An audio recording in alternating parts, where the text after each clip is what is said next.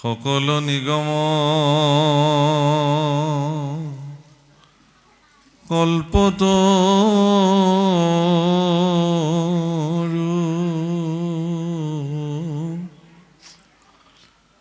অৱতাৰ ফলমহা ভাগৱত শুকমুখে আশী ভূমিত ভৈলা বিদিত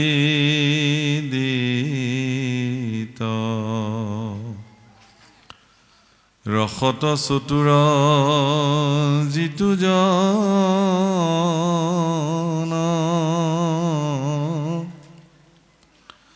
কৃষ্ণৰ চৰণে দিয়া মন পৰম সন্তোষে পিয়ুক ৰসয় অমৃত ৰাম পৰম সন্তোষে পিয়ুক ৰসয় অমৃত।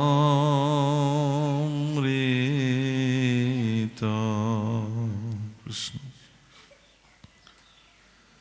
শ্ৰীমদ ভাগৱত দশম স্কন্ধ আৰু আমাৰ অহৌভাগ্য যে আজি সংযোগ কৰ্মে মৰ্মে গোপী উদ্ধৱ সংবাদ মিলিছে।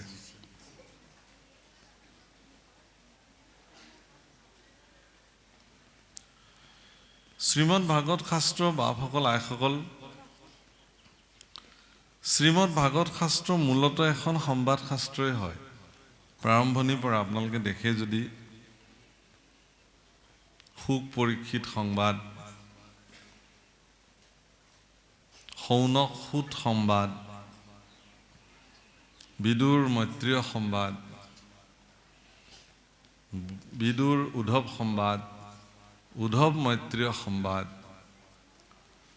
এনেকৈ বিভিন্ন সংবাদৰ মাজেৰে কৃষ্ণ উদ্ধৱ সংবাদ, গোপী উদ্ধৱ সংবাদ, নাৰদ বসুদেৱ সংবাদ ইত্যাদি কেৱল আৰু কেৱল সংবাদৰ মাজেৰে ভাগৱত আগবাঢ়িছে। সংবাদ শব্দৰ অৰ্থ আচলতে বাৰ্তা, শুভ বাৰ্তা। সংবাদ শব্দৰ অৰ্থ সেইকাৰণে মানুহ আপোনাৰ সংবাদ কি এনেকৈ সোধে, লগ পালে যে সোধে আপোনাৰ সংবাদ কেনে। দৰাচলতে আপোনাৰ শুভ বাৰ্তাটো মোক জনাওক। সেইকাৰণে আমাৰ অসমীয়া সমাজ ব্যৱস্থাৰ পৰম্পৰা অনুযায়ী আপোনাৰ ভালনে এইবুলি সুধিলে বা কেনে আছে, তেওঁৰ যিমান বেয়া খবৰ নাথাকিলেও প্ৰথমতে কিন্তু হয় ভালেই দিয়ক এইবুলি ক'ব লাগে।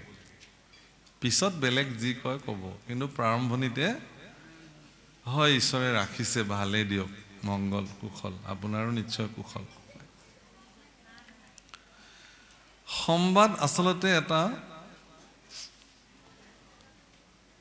শুভ বাৰ্তা। এই যে এজন এজন মহাপুৰুষ সন্ত পুৰুষে আন এগৰাকী সন্ত পুৰুষৰ লগত বাৰ্তালাপ হয়, সেই বাৰ্তাৰ মাধ্যমেৰে দৰাচলতে আমিবিলাকে জগতলৈকে মানৱ সমাজলৈকে একোটা শুভ বাৰ্তা প্ৰেৰণ কৰোঁ বা শুভ বাৰ্তা আমি পাওঁ। গোপী উদ্ধৱ সংবাদো এটা তেনেকুৱা ভাগৱতৰ এক বিশেষ অধ্যায়, যাৰ মাধ্যমেৰে আমিবিলাকে এটি বিশেষ ভক্তিযুক্ত বাৰ্তা প্ৰাপ্তি হ'ব পাৰোঁ। জীৱনৰ সৰ্বোচ্চ পৰিত্যাগ কৰি যিসকল গোপীয়ে কেৱল দৈৱকীনন্দন ভগৱান কৃষ্ণৰ দুখানি অভয় চৰণত সমৰ্পিত হ'ল, তেওঁলোকৰ নিমিত্তে ভগৱানে কি কৰিলে? প্ৰভুসকল, আজিৰ যি অধ্যায় আৰম্ভ হৈছে আপোনালোকে মন কৰিব নিশ্চয়। এতিয়া যে ভগৱানৰ প্ৰপন্ন সেৱক বৃহস্পতিৰ শিষ্য পৰম বুদ্ধিমত্তা পৰম জ্ঞানী পৰম ভক্ত শ্ৰী উদ্ধৱ মহন্ত আৰু ব্ৰজাংগনা গোপীসকলৰ মাজত বাৰ্তালাপ হৈছে। কথা ক'ত পাতিছে ইমান?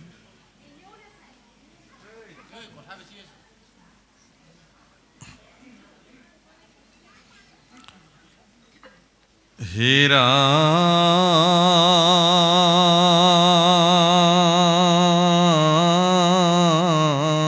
রাম জয় জগন্নাথ নারায়ণ নিরঞ্জন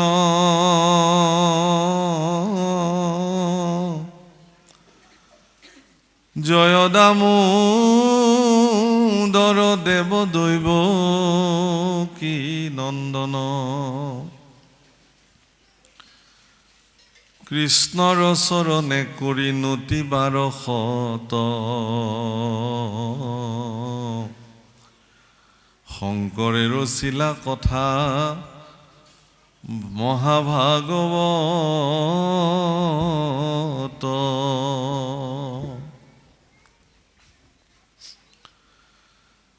শুনা সৰ্বজনে গোপী উদ্ধৱ সম্বাদ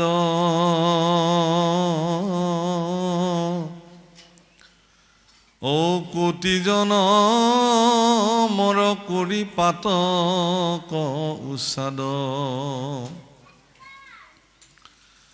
হে ৰাম নাহি ধৰ্ম কৃষ্ণ কথা শ্ৰৱণত পৰে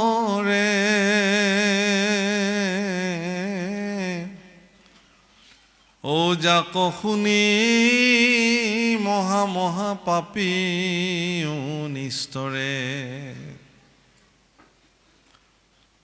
প্ৰভুসকল, মই পোনপ্ৰথমে আমাৰ উদ্যোক্তাসকলৰ প্ৰতি কৃতজ্ঞতাৰ সেৱা নিবেদন কৰিলোঁ যে আপোনাসবে আজি এই পবিত্ৰ মুহূৰ্তত এই পবিত্ৰ নামঘৰৰ প্ৰাংগণত আমাক কৃষ্ণ কথা কোৱাৰ সুযোগ প্ৰদান কৰিলে।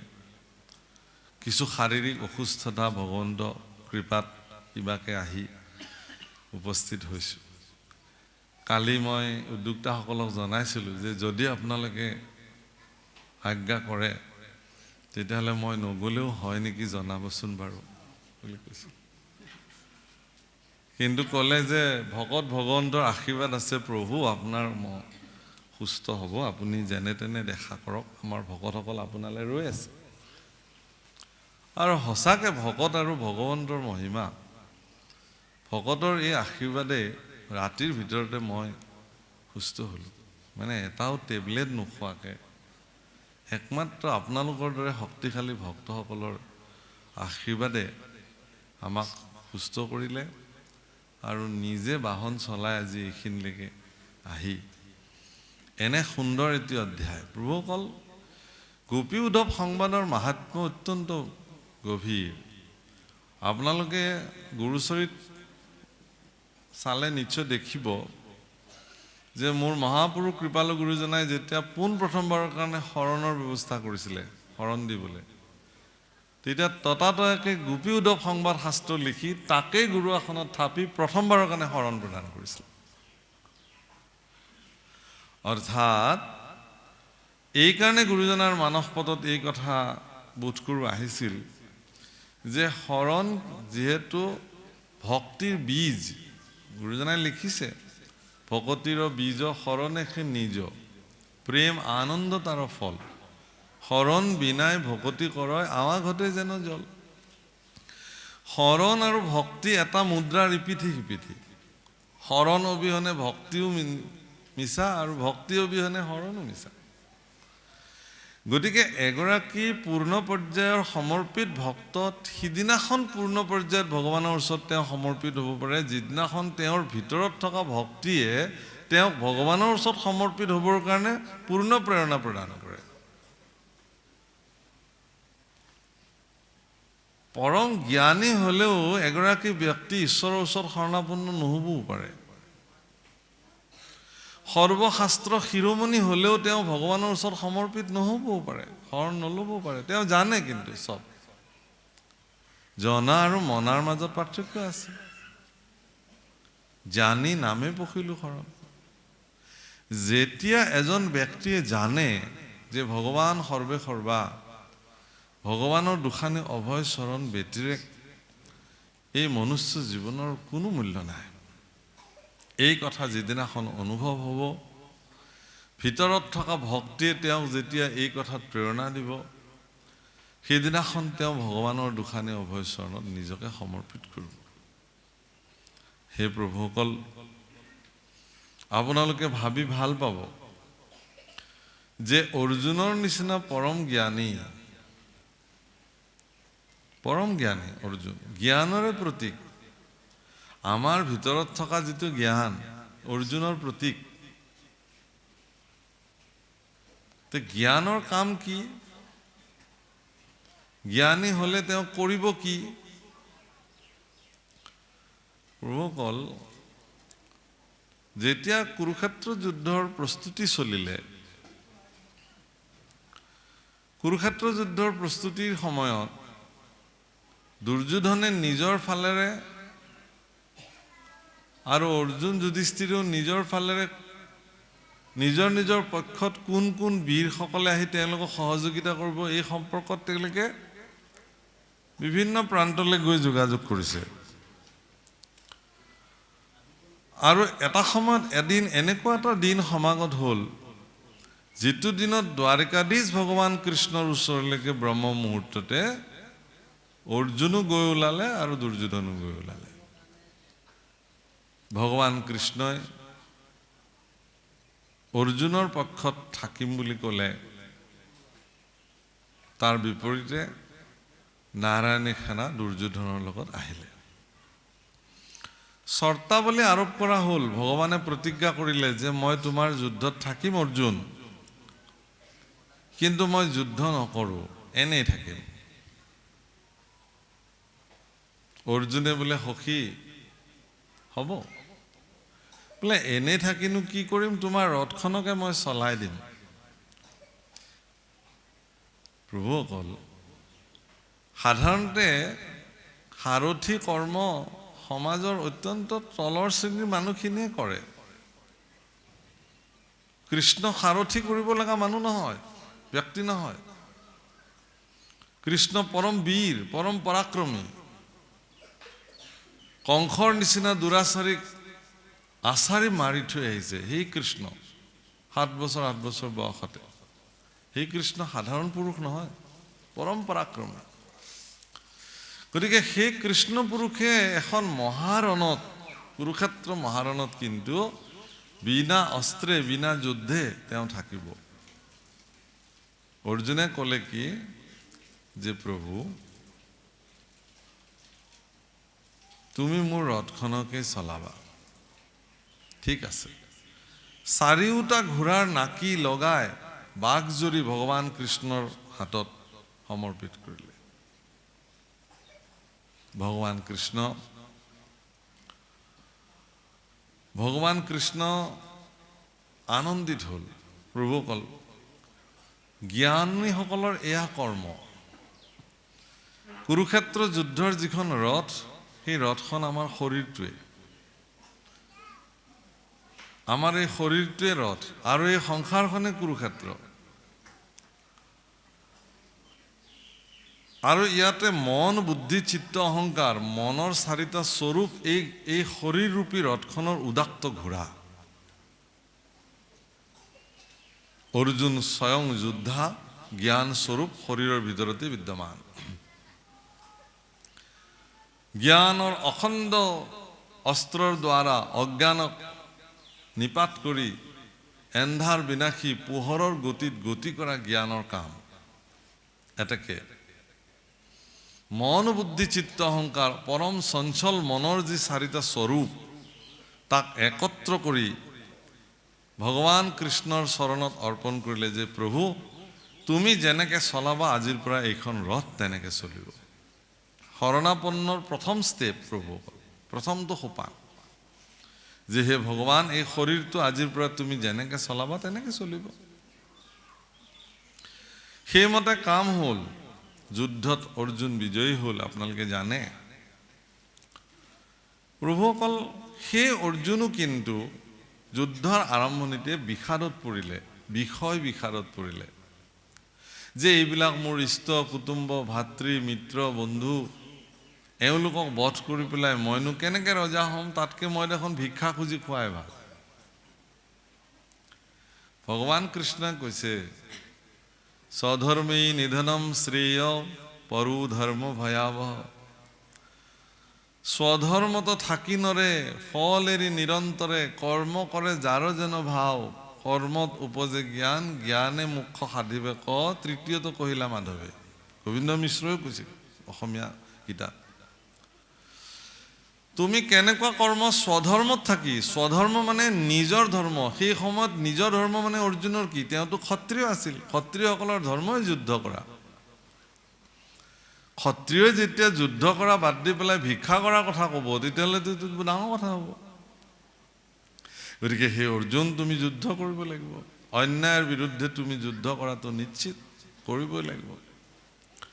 বিভিন্ন প্ৰশ্নৰ সমাধান অৰ্জুনক দিয়া হ'ল, আৰু অৰ্জুনে সেই সমাধান লৈ লৈ লৈ লৈ শেষত ভগৱান কৃষ্ণৰ সিদ্ধান্তত আহিল কি? ভগৱান কৃষ্ণই ক'লে যে এতিয়া তুমি কি কৰিব লাগিব? গীতাটো শেষ কোৱা, সৰ্বধৰ্মানাম পৰিত্যজ্য মাম একম শৰণম ব্ৰজ অহম ত্বাম সৰ্ব পাপেভ্যো মোক্ষয়িষ্যামি মা শুচি। সকলো ধৰ্ম পৰিত্যাগ কৰি তুমি মোৰ চৰণত শৰণাপন্ন হোৱা। প্ৰভুসকল, মনত ৰাখিব, সেই সময়ত সনাতন ধৰ্ম ব্যতিৰেকে বেলেগ ধৰ্মই নাছিল। তেতিয়াহ'লে সৰ্বধৰ্মান মানে কি? এইটো এটা ডাঙৰ প্ৰশ্ন আজিৰ তাৰিখত। যিহেতু সেই সময়ত সনাতন ধৰ্ম ব্যতিৰেক অন্য কোনো ধৰ্ম নাছিলে, গতিকে অৰ্জুনক ভগৱান কৃষ্ণই কি ধৰ্ম পৰিত্যাগ কৰাৰ কথা? আজিৰ তাৰিখত হ'লেতো বেলেগ আছিল কথাটো। দৰাচলতে অৰ্জুনক ভগৱান কৃষ্ণই ক'লে যে তুমি তোমাৰ ইন্দ্ৰিয়সমূহৰ স্বকীয় স্বকীয় যি ধৰ্ম ব্যৱস্থা সেইবিলাকক পৰিত্যাগ কৰা, আৰু একাদশ ইন্দ্ৰিয় গৈ পেলাই এক হৈ পেলাই কেৱল আৰু কেৱল মোৰ দুখানি অভয়চৰণত তুমি নিজক সমৰ্পিত কৰা। এইটোৱেই হ'ব তোমাৰ কাৰণে শ্ৰেষ্ঠ সিদ্ধান্ত। সেইকাৰণে তাৰ আগৰ মুহূৰ্তত কৈছে, মন মনা ভৱ মাত ভক্ত মাত ইয়াজি মাম নমস্কুৰু মামৈ বৈশ্যসি সত্যংত প্ৰতি জান প্ৰিয় সীমে। তুমি মোকেই ভজনা কৰা, মোকেই সেৱা কৰা, মোৰ ওচৰতে সমৰ্পিত হোৱা। প্ৰভুসকল, এয়া হ'ল শৰণাপন্নতাৰ ব্যৱস্থা। তো গতিকে মহাপুৰুষ শ্ৰীমন্ত শংকৰদেৱ গুৰুজনায়ো কৃষ্ণ গোপী উদ্ধৱ সংবাদ বিৰোচন কৰিবলৈ গৈ কৈছে, জয় জয় জগন্নাথ নাৰায়ণ নিৰঞ্জন কৃষ্ণ দামোদৰ দেৱ দৈৱকী নন্দন, কৃষ্ণৰ চৰণে কৰি কোটি বাৰশত শংকৰে ৰচিলা কথা মহাভাগৱত, শুনা সৰ্বজনে গোপী উদ্ধৱ সংবাদ, কৌটি জনমৰ কৰি পাতক বিঘাত। কৌটি কৌটি জন্মৰ পাপৰ পৰা যদি নিষ্কৃতি হ'বলৈ মন আছে তেতিয়াহ'লে গোপী উদ্ধৱ সংবাদ শুনক। ইমান শক্তিশালী গভীৰ যে গোপী উদ্ধৱ। সেইকাৰণে সাৱধান সাৱধান, ভাগৱত কথা শ্ৰৱণ কৰিবলৈ অত্যন্ত সাৱধান হ'ব লাগে। কেলে যে গোপী উদ্ধৱ সংবাদ এনেকুৱা এটা অধ্যায়, ভাগৱতৰ অধ্যায়সমূহৰ ইমানেই জোৰদাৰ মাহাত্ম্য যে এই কথা শ্ৰৱণ কৰিলে মানুহে কৌটি জন্ম মহাপাপৰ পৰা মুক্ত হৈ যায়। প্ৰভুসকল, এই সুযোগ কেৱল মনুষ্যসকলক প্ৰদান কৰা হৈছে। অন্য ইতৰ প্ৰাণীবিলাকে ইচ্ছা থকা সত্ত্বেও তেওঁলোকে ভগৱানক বুজিব নোৱাৰে, ভগৱানৰ গুণ তেওঁলোকে শ্ৰৱণ কৰিব নোৱাৰে, কীৰ্তন কৰিব নোৱাৰে, গাব নোৱাৰে। মানুহক কিন্তু এই সুযোগ ভগৱানে দি থৈ দিলে। সেইকাৰণে মনুষ্য মৃত্যুৰ মানে মুক্তিৰ দুৱাৰমুখ বুলি কৈছে, যে মনুষ্য জন্ম হোৱাৰ পিছত আৰু যাতে কোনো জন্ম হ'ব নালাগে তাৰ ব্যৱস্থা মানুহে কৰিব পাৰে। এই অৱস্থাটোৰ নামে হ'ল নিবৃত্তি মাৰ্গ, নিগম মাৰ্গ। আৰু এই